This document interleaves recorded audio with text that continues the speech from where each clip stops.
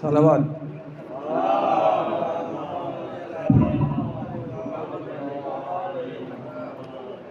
دیکھیے جہاں تک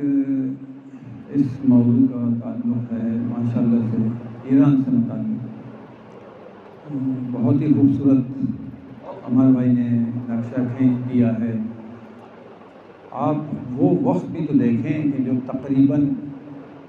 40 کے سال، تقریباً 40 سال انہوں نے اس سے پہلے سے، لیکن 40 سال فارمل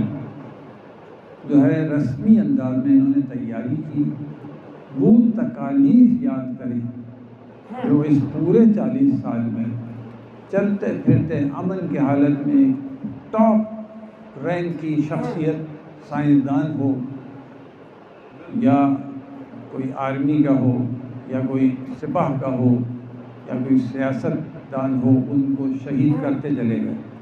اور یہ بیچارے صبر کرتے رہے. کیسے کیسے سنگین انداز میں جو ہے قتل کیا ہے بے دردی سے، اور کتنا صبر کیا، کتنا زیادہ صبر. یہ اور چونکہ سب لوگ جانتے ہیں، مجھے اتنی اس پہ روشنی ڈالنی ہے بس یہ کہ یہ جو قوم ہے نا بنی ہے، آپ یقین جانیے میں نے ابھی حال ہی میں، میرا خیال ہے یہ آخری جو ہے جبار بھائی اس میں آخری جو ان کا ہفتہ تھا حاضری کا، جہاں تک مجھے یاد ہے اس وقت میں نے یہ بیان کیا تھا کہ ایران میں ایسے چیٹر لوگ ہیں ایرانی کہ یہاں کے جو بیسٹ سے بیسٹ چیٹر ہے وہ بھی کچھ نہیں ہے. اتنے کمال کے چیٹر ہیں وہاں پہ. میں تو رہا ہوں تو میں نے دیکھا، میرا واسطہ پڑا ہے کیونکہ وہاں بھی میں نے کنسٹرکشن شروع کر دی تھوڑی بہت ساتھ میں، تو واسطہ میرا اس لیے بھی زیادہ پڑا. جو قوم جو ہے نا وہ علماء کی وجہ سے بنی ہوئی. ایک یہ کہ علماء کو دیکھیں آپ کے وہاں کیسے ہیں، بالکل سچائی کے ساتھ. بھائی میری نالج کے مطابق تو یہاں نابید، یعنی یہ لفظ شاید اللہ کرے بہت غلط ہو کہ قحط الرجال، اور یہ اس لیے زیادہ ہمت ہو رہی ہے کہنے کی کہ ابھی میں نے کچھ عرصے پہلے خطبے میں کہا تھا مسجد میں کہ بھائی یہاں بھی کہہ چکا ہوں، ایک دفعہ سے زیادہ کہہ چکا ہوں کہ بھائی سری لنکا جیسے وہاں کی قوم کے جو ان کا اسلام سے تعلق نہیں ہے وہ بیدار ہو گئے اور انہوں نے قیام کیا جس بھی لیول کا. دوسری 2-3 قوموں نے بیداری اس میں ان میں ہوئی، انہوں نے قیام کیا. جیسے جیسے مصر میں ہوئی تھی نا، وہ تو پھر امریکہ کی آپ دیکھیں درندگی اور اسرائیل کی درندگی، اس کی وجہ سے ان کو پسپا کر دیا. اور دوسرے عرب ممالک میں جو اسپرنگ کا جو کہلاتا ہے زمانہ، تو اس میں بیداری تو ہوئی تھی نا، لیکن ہم اپنے ملک میں دیکھیں تو بہرحال کہنے کا مطلب یہ کہ ایک علماء جو ان کو ملے ہمارے یہاں تقریباً نہیں ہے. دوسرا علماء کی شناخت، علماء کی شناخت بھی ہے وہاں، سمجھ سے باہر ہے. کچھ لوگوں نے ایسی باتیں کی کلپس یہاں پہ اچھے کہ بھائی ہم کیوں نہیں ان کا بائیکاٹ کرتے ہیں. اب تو سمجھ لیں، اب تو سمجھ لیں بھائی، اس سے خطرناک خدا کی قسم. میں نے بہت سوچا کہ بھائی یہ جو شہادتیں ہیں یہ کون سی والی شہادتیں ہیں، یہ جو گھر بیٹھے کمال خرازی کی ہو گئی یا خود ہمارے مقام معظم رہبری آیت اللہ علی خامنہئی کی ہو گئی، ان کے فیملی کی ہو گئی. یہ کس طرح کی شہادت ہے؟ آئے یہ وہ درجہ ہے کہ جو محاذ پہ لڑتے ہوئے ہوتا ہے یا نہیں؟ تو یہ بالکل میرا شعور کی بات کر رہا ہوں کہ یہ بالکل صف اول کے محاذ پہ لڑنے والا درجہ ہے ان کا. چونکہ آپ دیکھیں جس اسٹائل سے وہ مارتے ہیں تو آپ اپنے بستر پہ بھی سوتے ہیں تو معلوم نہیں میرا جیسا تو دنیا دار آدمی پتہ نہیں نیند کرے گا یا فرار ہو جائے گا علاقے سے یا چھپ جائے گا کوئی عذر بنا کے. تو آپ جو میں کہہ رہا ہوں اس میں ایک اور بھی بات علماء کی بات تھی نا، اور علماء کی شناخت کی بات تھی. تو آپ دیکھیں اس کے باوجود وہ یہ کہتے ہیں، اور یہاں کے وہ علماء کے جو بڑے ٹائروں میں ہیں وہ یہ کہتے ہیں کہ ان سے پتہ چلتا ہے، یعنی وہ لوگ تقاریر میں کہتے ہیں کہ بھائی امام خمینی، آقا خامنہئی، سب کا ایک ہی معیار تھا کہ اگر جب سیکیورٹی گارڈز نے ان کو کہا کہ بھائی یہاں پہ آپ سیکیور نہیں ہیں، تو آپ نے کیا جواب دیا؟ یہی کہ بھائی اگر ساری قوم کے لیے وہی سیکیورٹی ہے تو میں اس میں جانے کو تیار ہوں، ورنہ نہیں۔ اور اگر میرے لیے اسپیشل سیکیورٹی ہوگی تو پھر ایک بھی آدمی اس کسی کے حملے میں مارا جائے تو میں قیادت کا حقدار نہیں ہوں، امام خمینی کے الفاظ۔ تو یہ جو بات ہے، میں کس لیے کہہ رہا ہوں اس وقت خاص طور سے، چونکہ علماء کی بات آئی تھی، شناخت کی بات آئی تھی، کہ ہم پھر یہاں تو خطروں میں نہیں، ہم تھوڑا سا ہم اپنے ایک سیکٹ کہہ لیں یا فرقہ جو بنایا ہوا ہے ضد شریعت، تو اس کے لوگ حملہ ہم پر کرتے ہیں، تو اس سے بچنے کے لیے میں اپنے لیے عذر پیدا کرتا ہوں، پھر میرے لیے ایک ایسی گاڑی ہوتی ہے ہمارے علماؤں کے لیے۔ تو یہ صحیح ہے یا غلط میں اس کو نہیں کہہ رہا، لیکن بہرحال وہاں یہ ہے اور ہمارے یہاں یہ ہے۔ پھر ہم انہی علماؤں کو کتنا رسپیکٹ دیتے ہیں، کتنا ان کو جو ہے ریسپانس دیتے ہیں، کتنا زیادہ ان کو ہم یعنی سنتے بھی ہیں۔ تو یہ تمام چیزیں ہمیں متوجہ ہونا چاہیے بہت اچھے طریقے سے۔ آپ دیکھ لیں، یعنی کسی وجہ سے ایک زمانے میں میری عادت رہی تھی، بہت کم، اسپیشلی نہیں، کہ پوری مجلس اتفاق سے ہی سننا ملتا تھا، اسپیشلی میں نہیں سنتا تھا، ٹائم نہیں ہوتا تھا، کہ ایک مجلس ذاکر کی سنتا، اس کے بعد ایک نتیجہ نکالتا ہے، اس میں پورے اس میں آپ کو کیا ملا، آپ اس کو دیکھیں۔ اور ایک چھوٹے لیول، جس کو ہماری نگاہ میں چھوٹا لیول کہا جاتا ہے، وہاں پہ ایک مجلس ہوتی ہے، اور وہی جو ہماری نگاہ میں جو چھوٹا کہلاتا ہے وہ ذاکر، پھر اس کی بات سنیں یا عالم کی بات سنیں، آپ دیکھیں کہ اس کے یقیناً اس سے ضرور زیادہ پوائنٹ ہوں گے، الا یہ کہ پھر بہت اچھی کوئی مجلس پڑھنے والا کو پھر تو بہت اچھا مل جائے گا۔ لہذا آپ دیکھیں، اور اتنے یعنی فن ہے، اتنے ایکسپرٹ ہوتے ہیں کہ آپ پوری دلچسپی سے سنتے ہیں اور وہ ادھر ادھر کی بات کر رہے ہوتے ہیں، آخر میں آپ ضرور دیکھیں کہ میں نے کتنا لیا،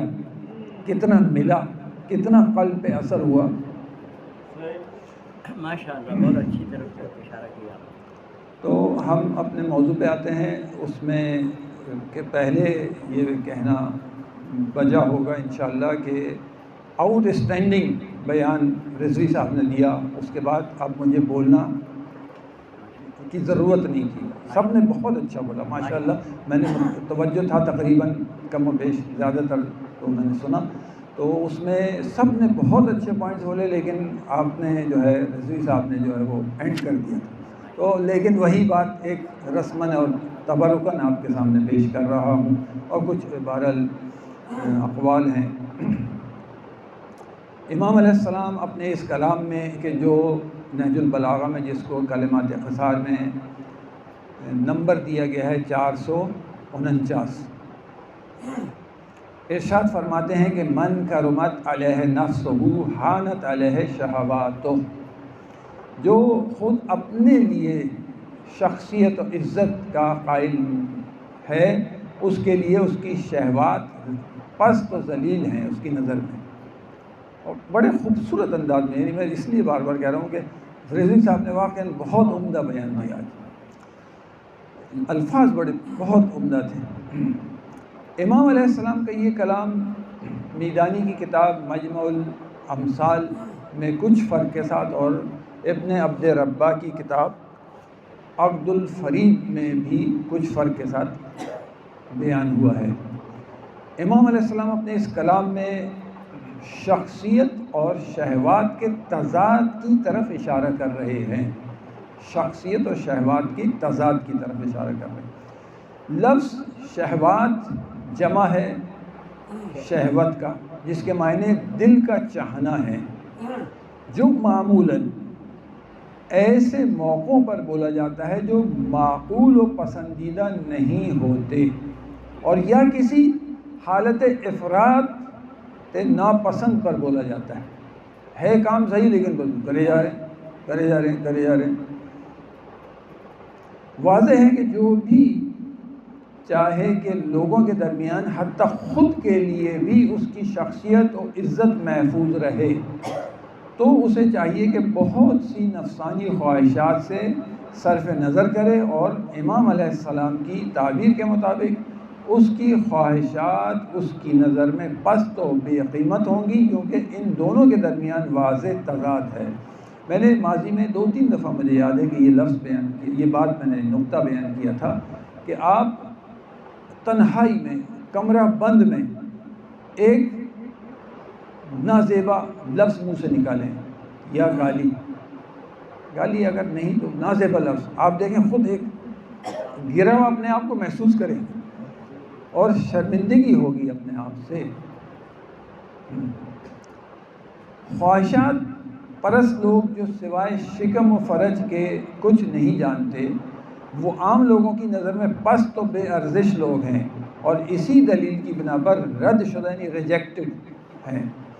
اسی بنا پر شہوت پرستی کے برے نتائج کا تعلق صرف آخرت کی زندگی سے ہی نہیں، بلکہ یہ شہوت پرست لوگ دنیا میں بھی بری زندگی رکھتے ہیں۔ دیکھ لیں آپ، یعنی جتنے بھی شہوت پرست لوگ ہیں، یا یعنی جیسے شراب کو آپ کہہ لیں یا جنسی بے رحمی کو کہہ لیں، دونوں میں بہت زیادہ بیماریاں ہیں، بہت زیادہ۔ ایڈس تو آپ کے سامنے آ ہی گئی، اس کے علاوہ کتنی ہیں جو ایک مطلب صدیوں سے بیماریاں ایسی ہیں کہ جو جنسی بے رحمی کی وجہ سے وہ انسانوں کو ہوتی ہیں، کئی طرح کے انفیکشنز ہیں کہ جو ہوتے ہیں، اور اس کی وجہ سے پھر وہ انفیکشنز بڑھتے ہیں اور اندر اور بہت ساری بگاڑ کرتے ہیں، اور اس کا تو آپ سنتے چکے رہتے ہیں شراب کے بارے میں۔ یہ جو اس میں جملہ ہے، اگلا ٹکڑا امام کے کلام کا کہ حانت علیہ شہواتو،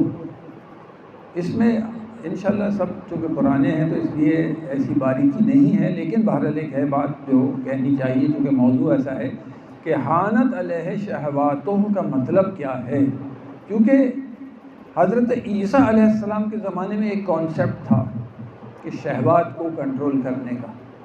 حضرت موسیٰ علیہ السلام کے زمانے میں ایک کانسیپٹ تھا شہوات کو کنٹرول کرنے کا، لیکن ہمارے محمد مصطفیٰ صلی اللہ علیہ وآلہ وسلم کے زمانے میں جو شہوات کا جو ہے وہ کنٹرول ہے لگام دینا، اس کو بالکل مار دینا نہیں ہے، مار دینا نہیں ہے، جیسا کہ خود رہبانیت عیسائیوں میں خود پیدا کی تھی، خود قرآن نے جیسے ذکر کیا تو انہوں نے خود پیدا کی تھی عیسائیوں نے، تو وہ اس پہ پابند بھی نہیں کر سکے، اتنا سخت کر دیا تھا اپنے آپ کو، اور پھر آپ نے دیکھا کہ اسی رہبانیت میں اپنے آپ کو سیکس کو ممنوع قرار دیا تو کیسی پکڑ ہو گئی، ابھی حال ہی میں ماضی قریب میں کیسی پکڑ ہوئی ہے، کس قدر ہومو سیکشولیٹی کے کیسز انہی مذہبی عیسائی مذہبی لوگوں کے سامنے آئے، کتنے بڑے پیمانے پر۔ تو یہ جو ہے جملہ حانت، آخری حصہ اس امام کے کلام کا، حانت علیہ شہواتو کا مفہوم یہ نہیں کہ اس کی خواہشات نفس بالکل مردہ ہو جائیں، بلکہ اس کی نظر میں بے اہمیت ہو جائیں گی، اہمیت نہیں رہے گی، کہ اب جو ہے وہ جو کچھ بھی خواہشات پہ عمل بھی کرے گا تو وہ اللہ کے لیے کرے گا، اللہ کے لیے۔ کتنا زیادہ مشکل لگتا ہے میرے خیال میں ہم لوگوں کے لیول، جو ہم لوگوں سے مراد ہے ہمارے مومنین میں، تو یہ نہیں ہے کہ انسان اپنی زوجہ کے نزدیک جائے اور اس وقت امام حسین کو ذہن میں رکھے۔ تو بس کیا میں بیان کروں کہ عقیدہ میں رہے کہ ویسا پیدا ہوگا بچہ، ویسا ہوگا، لیکن وہ وقت کتنی مطلب یہ کافی ڈیفیکلٹ ہوگا ایک دنیا دار کے لیے، مومن کے لیے تو نہیں ہے ڈیفیکلٹ، لیکن ہوتا ہے ایسا۔ جب رسول خدا نے اگر یہ کہہ دیا کہ ایک خاتون آئی کہ یا رسول اللہ میں چاہتی ہوں کہ میرے ہاں آپ کا جیسا بچہ پیدا ہو، تو آپ نے کیا کہا کہ تم جب نزدیک ہو تو پھر میرے بارے میں مجھے خیال میں لاؤ، خیالات میں مجھے لے کے آؤ، تصورات میں، تو میرا جیسا ہوگا یا نہیں۔ تو اب یہاں بھی ایک اور بھی چیز آتی ہے، وہ بحث ہے، طلب تو ہے، لیکن بہرحال تو پھر یہ مذکر مؤنث بھی کسی حد تک ویسے تو ہے ہی ہے، جو جہاد کے راستے میں ہوتے ہیں تو ان کے یہاں مذکر اولاد بہت پیدا ہوتی ہے، نرینہ، تو بلکہ اس کی نظر میں بے اہمیت ہو جائیں گی خواہشات نفسانی، یہاں تک کہ گویا ان کا وجود ہی نہیں ہے، یعنی وجود ہی نہیں ہے۔ غرر الحکم میں امام علیہ السلام سے ایک روایت ہے کہ من کرمت علیہ نفسہ لم یہنھا بالمعصیت، کہ جو اپنی شخصیت کا قائل ہے اس کو معصیت کے ذریعے بے عزت نہیں کرتا، اپنی شخصیت کو معصیت کے لیے، وہی جو کمرے بند میں آپ قرآن مجید مختلف مقامات پر کبھی مستقیم تو کبھی ڈائریکٹ انڈائریکٹ، کبھی غیر مستقیم اس طرح کی حقیقت بیان کرتا ہے۔ جیسے آدم علیہ السلام کے قصے میں ہم پڑھتے ہیں کہ نفس کی ایک خواہش پر متوجہ و مائل ہونے کے سبب ان کے بدن سے بہشتی لباس اتار لیا گیا اور بہشت سے نکال دیا، جبکہ حضرت یوسف علیہ السلام خواہش نفس کی مخالفت کرنے کے سبب غلامی سے بادشاہی تک پہنچ گئے۔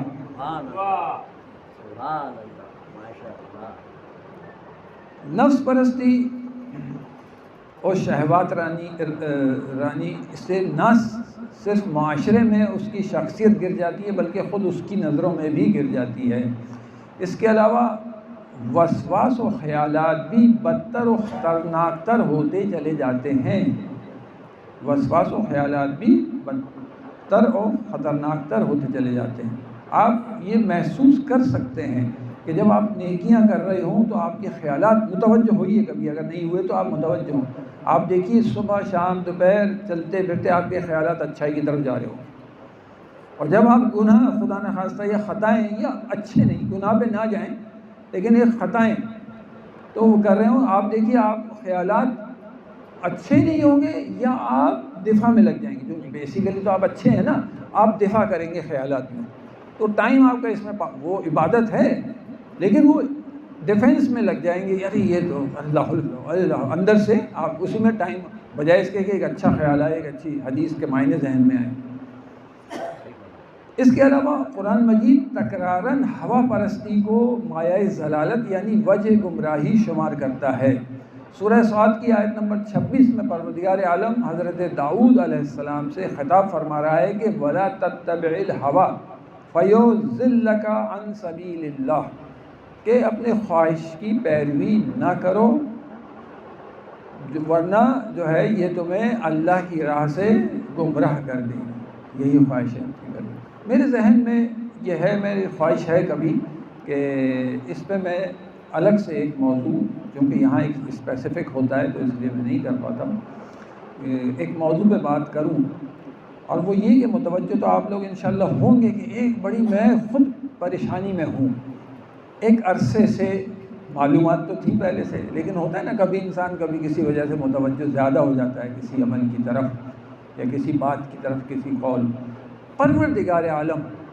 یہ فرما رہا ہے، کتنی جگہ قرآن میں کثرت سے ہے کہ جب تم جو ہے، میں اپنے الفاظ میں بیان، کثرت سے یہ آیات اس طرح کی ہیں کہ جب گناہ کرتے ہو تو تمہارے اعمال جو ہیں وہ حبط ہو جاتے ہیں۔ کہیں ایسا نہ ہو، انبیاء سے کہا کہیں ایسا نہ ہو تم شرک کرو تو کہیں ایسا نہ ہو کہ تمہارے اعمال ضائع ہو جائیں۔ یہ کیا چیز ہے؟ یہ کیا چیز ہے؟ یہ وہ چیزیں اسپیکٹ ہے کہ ہم پروردگار عالم کی طرف توجہ کریں، متوجہ ہوں۔ جب انسان خدا سے محبت کرتا ہے، خدا کی طرف متوجہ ہوتا ہے، تو اس کے ذہن سے گناہ کبیرہ اور گناہ صغیرہ ذہن سے ہٹ جاتا ہے۔ وہ یہ کہتا ہے کہ نافرمانی ہے خدا، اب وہ چھوٹی ہو یا بڑی۔ جب آیت اللہ محمد حسین طباطبائی سے پوچھا کہ ان کے طلباء نے کہ ہم نے آپ کو کبھی بھی پیر پھیلائے ہوئے نہیں دیکھا، تو آپ نے کہا خدا موجود ہے نا۔ ہم نے آپ کو کبھی ٹیک لگائے ہوئے نہیں دیکھا، انہی سے تو کہا خدا موجود ہے، میں کیسے ٹیک لگاؤں؟ حتیٰ محمد حسین طباطبائی صاحب کے لیے یہ ہے کہ وہ سوتے میں بھی انہوں نے کبھی ٹانگیں سیدھی نہیں کی کہ اللہ دیکھ رہا ہے۔ یہ کیفیت ہے کہ انسان اپنے آپ کو اے کاش دعا کی التماس، تو انسان جو ہے نا وہ حبط ہوتے ہیں اس کے اعمال، کیونکہ وہ اس کیٹیگری میں آ جاتا ہے کہ پہلے ایک درجہ ہے انسان کا کہ وہ اللہ کو دیکھ رہا ہے، اللہ کی خاطر، بس چھوٹا ہو یا بڑا، میں اللہ کی نافرمانی نہیں کروں گا، ایک عزم کر لیا کہ نافرمانی نہیں کروں گا، نافرمانی نہیں کروں گا، نافرمانی نہیں کروں گا. اب اس سے ایک سلپ ہو جاتا ہے اور ایک غلطی ہو جاتی ہے، گناہ کر لیتا ہے. تو یہاں سے وہ گریڈ ہی تو نیچے آ ہی گیا، کہ اس لیول سے تو نیچے آ ہی گیا کہ اس کی نظر میں خدا ہے. اب وہ کم از کم اتنا تو گر ہی گیا، کم از کم اتنا تو گر ہی گیا کہ گناہ کبیرہ، گناہ صغیرہ اور ادھر آ گیا. ورنہ اللہ کے کہنے کے مطابق، اور وہ یقیناً یہ عام انسان کے لیے نہیں ہے، انشاءاللہ باشعور لوگوں کے لیے ہے، کہ اعمال حق ٹوٹل ضائع، ٹوٹل ضائع. چونکہ کیٹیگری تم نے اپنی بدل لی نا. جب تم اہل علم میں سے ہو، ولی ہو، تو اب تم سے اگر گناہ ہوتا ہے یا خطا ہوتی ہے تو تمہاری نظر میں خدا نہیں تھا کیا؟ سورہ قصص کی آیت نمبر 50 میں اس طرح کے لوگوں کو گمراہ ترین لوگوں میں شمار کرتا ہے پروردگار. ومن کیا کہہ رہا ہے کہ ومن اضل ممن اتبع ہواہ بغیر ہدی من اللہ، کہ اس سے زیادہ گمراہ تر کون ہوگا کہ جو خواہشات کی پیروی کرے بغیر خدا کی ہدایت کے. مشہور حدیث ہے جو رسول خدا اور امیر المومنین دونوں سے منسوب ہے کہ دو میں سے ایک چیز کہ جس کے سبب پیغمبر اپنی امت کے لیے پریشان تھے، ایک ان میں سے نفس پرستی ہے، چونکہ وہ انسان کو حق سے دور کر دیتی ہے. آپ مشاہدہ کریں، واللہ میں نے تو بہت زیادہ پریکٹیکل لائف میں دیکھا، کافی دیکھا کہ لوگ اندھے ہوتے ہیں، اور یہ قرآن نے کثرت سے بیان کیا، کثرت سے قرآن میں ہے کہ گناہوں کی سبب سے انسان جو ہے وہ گمراہ ہوتا ہے. وہ اصل میں اس کے پردے پڑ جاتے ہیں عقل. یہی جو ہے کہ لا یمسہ الا المطہرون، کیا مطلب ہے کہ اس کو نہیں چھو سکتے مگر یہ کہ پاک، یعنی قلب پاک ہو تو یہ اس کی فہم آپ کے اندر آئے گی. یہ سمجھ آپ کو جب ہی آئے گا قرآن کہ جب آپ کے اندر، یعنی آپ کے قلب پاک ہو. جتنا پاک ہوگا اتنا ہی سمجھتے چلے جائیں گے. تو انسان کو جو ہے چونکہ خواہشات کی پیروی انسان کو حق سے دور کر دیتی ہے. امام جواد علیہ السلام جو شہوتوں کی سواری پر سوار ہوتا ہے اس کی خطائیں قابل جبران یعنی قابل تلافی یعنی ازالہ کے قابل نہیں ہوتی. اصل میں جب شہوات کا پایہ درمیان میں آ جاتا ہے تو عقل پر پردہ پڑ جاتا ہے اور عقل کی حاکمیت چلی جاتی ہے. اور جب لگام امور انسان عقل سے سلب ہو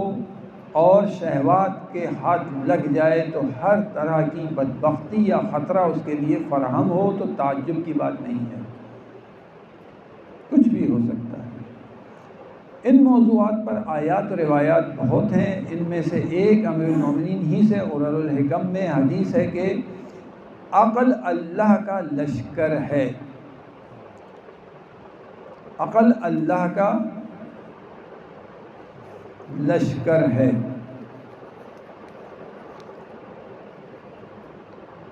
جبکہ ہوائے نفس قائد لشکر شیطان ہے، قائد لشکر شیطان ہے. اور انسان ان دونوں کے درمیان قرار دیا گیا ہے. جو بھی ان دونوں میں سے غالب ہو انسان اس کے اختیار میں ہو جاتا ہے. یہی معنی دوسرے انداز میں روایت میں حضرت علی علیہ السلام سے نقل ہے. ایک روایت نقل ہوئی ہے کہ عقل اور شہوت ایک دوسرے کی ضد ہیں. عقل کی مدد علم کرتا ہے اور شہوات کو ہوائے نفس زینت دیتی ہے. اور انسانی روح ان دونوں کے درمیان کشمکش میں ہے. جو بھی ان دونوں میں سے فاتح ہوتی ہے انسان اسی کے ساتھ قرار دیا جاتا ہے. امام جعفر صادق علیہ السلام کی شہادت کی مناسبت سے آپ کے پاس مشہور ہے، آپ لوگوں میں سے بھی کسی نے یہاں، میں نے بھی ایک دو دفعہ کوٹ کیا ہے اور آپ میں سے بھی کسی نے یہاں پہ یہ بات کوٹ کی، یہ واقعہ کہ وہ شخص جب امام علیہ السلام نے مسجد میں آئے اور پوچھا کہ یہ لوگ جمع کیسے ہیں، تو صحابی نے کہا کہ مولا یہ ایک شخص ہے کہ جو مسلمان نہیں ہے لیکن اس کے ہاتھ میں یعنی کرامات ہیں، اور بعض کو بلاؤ تو بلایا گیا غالباً یہ جو بھی کہ بات ہوئی تو پوچھا امام جعفر صادق علیہ السلام نے کہ یہ تمہاری یہ قدرت جو ہے کہ تم یہ بتا دیتے ہو کہ کیا کھانا کھا کے آئے ہو، تمہارے پیٹ میں کیا ہے اور گھر پہ تمہارے کیا ہے یا ہاتھ میں تمہارے کیا ہے، تم بتا دیتے ہو، تو اس کا سبب کیا ہے؟ تو اس شخص نے بتایا کہ میں جو بھی میری خواہش ہوتی ہے میں اس کے الٹ کام انجام دیتا ہوں، سنا اور سب معلوم بھی ہے، آپ نے رپورٹ بھی کیا، تو میں اس کے مخالفت میں کام کرتا ہوں۔ تو پھر امام نے اس کو اسلام کی دعوت دی، کافی سمجھایا تو وہ نہیں مانا، تو امام نے کہا کہ اب تمہاری خواہش ہے نا کہ اسلام کو نہ مانو، تو اب تم اس کے خلاف پھر چلو۔ پھر وہ قائل ہو گیا کہ ہاں یہ تو میں نے اس رخ سے تو سوچا نہیں تھا، تو وہ مسلمان ہو گیا۔ اب مسلمان ہو گیا تو کچھ عرصے کے بعد دیکھا ایسا اس کے ہاتھ سے وہ کرامات جو ہے وہ چلے گئے، تو امام کے پاس آ کے اس نے شکوہ کیا کہ مولا یہ تو میرے ہاتھ میں جو کرامات تھیں وہ چلی گئی۔ تو آپ نے جو فرمایا اس کا مفہوم کہ کیونکہ اب تم مسلمان ہو، جس کو امام جعفر صادق علیہ السلام مسلمان کریں گے تو وہ ہمارا کیا ہوا تو مسلمان نہیں ہے، تو وہ سمجھ رہا ہوگا آخرت کیا ہے، عذاب و ثواب کیا ہے،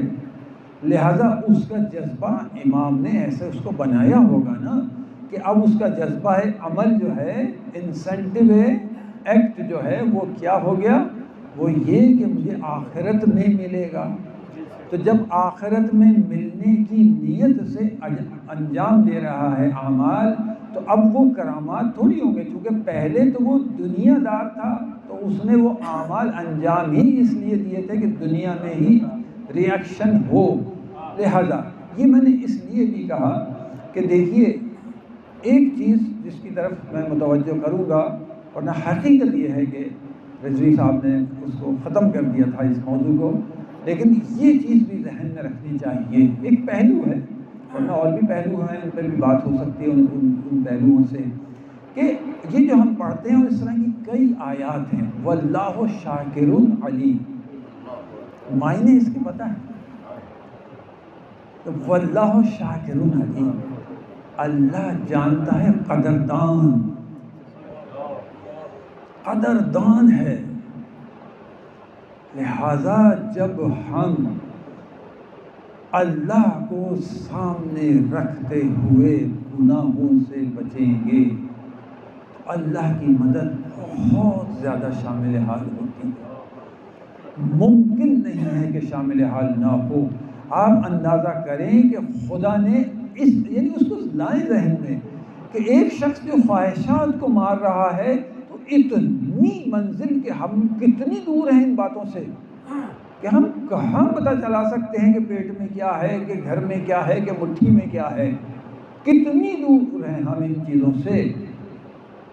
تو جو بغیر مسلمان ہوئے خواہشات کو مار کر یہاں پہنچ جاتا ہے تو اللہ کی خاطر خواہشات کو مارنے سے وہ کہاں پہنچتا ہوگا؟ تھوڑا ہی صحیح، بلیک اینڈ وائٹ کی مثال تھی یہ، لیکن تھوڑا سا ہی صحیح، لیکن خدا قدردان ہے، نہیں چھوڑتا کسی انسان کو، ذرا سا بھی وہ نہیں چھوڑتا ہے اس کے حال پر۔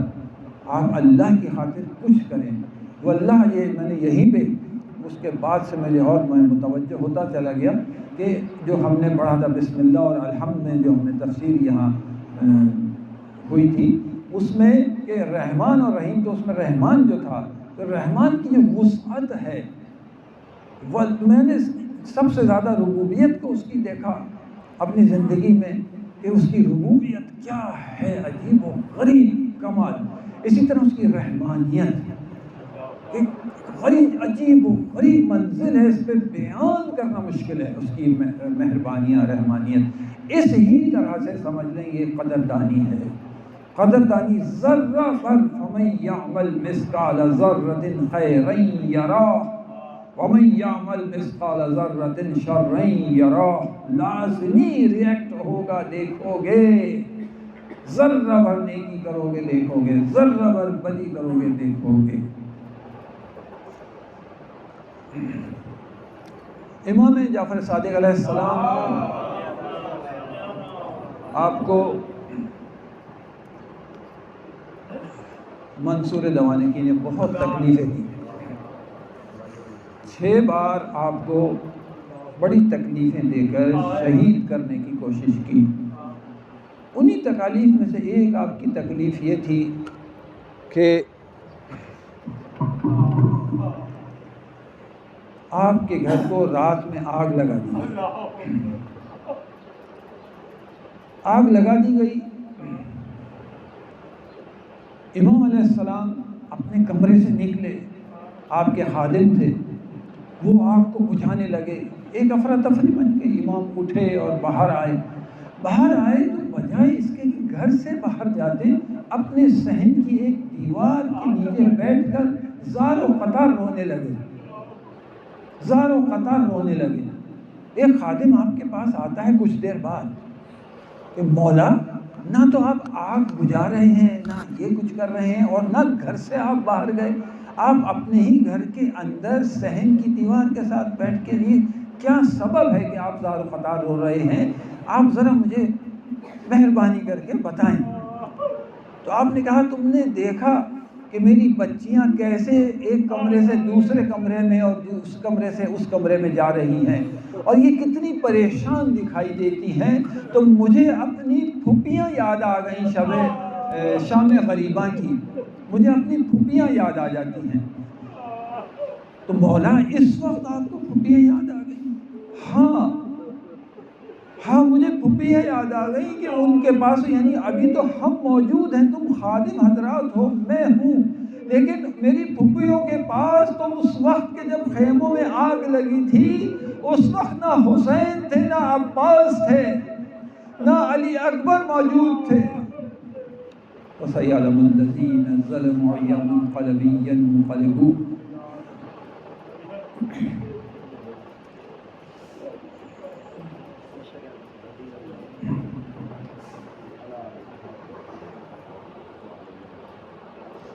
بارے